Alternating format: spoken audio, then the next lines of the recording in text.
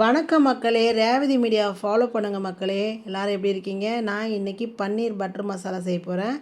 எப்படி செய்யலாம் வாங்க பார்க்கலாம். ஒரு கடாயை வச்சுக்கோங்க. 2 டீஸ்பூன் பட்ரு சேர்த்துக்குங்க. பட்ரு உருகின உடனேவே கூடவே ஒரு 4 டீஸ்பூன் எண்ணெய் சேர்த்துக்குங்க மக்களே. சேர்த்துக்கிட்டு பட்டை, லவங்கம், கிராம்பு இதையும் சேர்த்துக்குங்க. கூடவே 4 பெரிய வெங்காயம் எடுத்து மிக்சியில் அரைச்சிக்குங்க. அதையும் கூடவே சேர்த்து நல்லா வதக்குங்க. வதக்கி விட்றதுல தாங்க நமக்கு குழம்பெல்லாம் டேஸ்ட் கொடுக்குமே. பெரிய தக்காளி ஒரு 4 பெரிய தக்காளி எடுத்து அதையும் கூட அரைச்சி சேர்த்துக்குங்க. சேர்த்து பச்சை வாசனை போகணுங்க. மெயினாக குழம்புக்கு பச்சை வாசனை அடித்தா ஒரு குழம்பு கூட நல்லாவே இருக்காது. குழம்பு நல்லா இருக்கணும்னா கூட உப்பு சேர்த்து போட்டு நல்லா வதக்கினா தான் நல்லாயிருக்கும். 1 டீஸ்பூன் இஞ்சி பூண்டு சேர்த்து போட்டுக்குங்க. போட்டு நல்லா வதக்குங்க. இந்த இந்த பன்னீர் பட்டர் மசாலாவுக்கு நல்லா வதக்கினா தான் குழம்பு டேஸ்ட்டே கொடுக்கும். நீங்கள் நல்லா வதக்குங்க.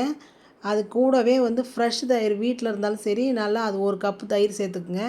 ஃப்ரெஷ் தயிர் சேர்த்து அதுவும் தயிர் ஊற்றினோடனே கட்டி முட்டியாகிடும். அது பார்த்து சேர்த்துக்குங்க. முந்திரி 1 கப்பு முந்திரி அரைச்சி அதில் ஊற்றிக்கிங்க. ஊற்றிக்கிட்டு நல்லா வதக்குங்க மக்களே. பக்கத்தில் ஃப்ரெஷ் க்ரீம் கிடச்சா அது 1 கப்பு வாங்கி நீங்கள் டிபார்ட்மெண்ட் ஸ்டோர்லாம் கிடைக்கும். அதை வாங்கி நீங்கள் சேர்த்துக்குங்க.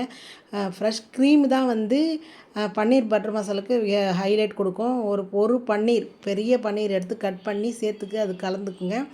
நல்லா கலந்து விடும் மக்களே. கூடவே நான் பச்சை பட்டாணி போட்டு தான் எப்பயுமே செய்வேன்.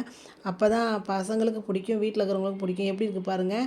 சூப்பராக பன்னீர் பட்டர் மசாலா ரெடி ஆகிடுச்சு. கூடவே முத்தாணி மட்டி போட்டு இதை மாதிரி செஞ்சு பாருங்கள். செம்ம சூப்பராக இருக்கும். பன்னீர் பட்டர் மசாலா செஞ்சு பாருங்கள் மக்களே.